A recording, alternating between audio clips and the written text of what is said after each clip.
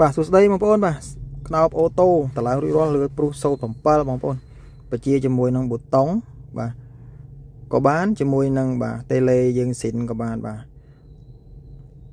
សម្រាប់ប៊ូតុងវាយើងខាងខ្ញុំមានពីរប្រភេទបាទសម្រាប់ប៊ូតុងដាច់ជាមួយនឹងប៊ូតុង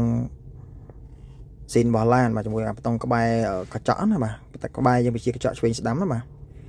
យើងប្រើប្រាស់ជាមួយនឹងប៊ូតុងនឹងក៏បានជាមួយប៊ូតុងចុចដាច់ក៏បានបាទសម្រាប់ឡាននឹងដែរបាទតឡើងបន្លាញ sport មួយទៀតបងប្អូនបាទវីដេអូនេះរៀងវែងបន្តិចដោយសារយើងរងចាំបាទខាងក្រៅហើយមានឧបសគ្គមកដើម្បីឃើញសញ្ញាបន្លាញ sport ឲ្យបងប្អូនបានឃើញថារូបរាងវាយ៉ាងណានៅពេលតឡើងហើយបាទនេះយើងតឡើងលើកញ្ចក់ស៊ីនទេបងប្អូនបាទ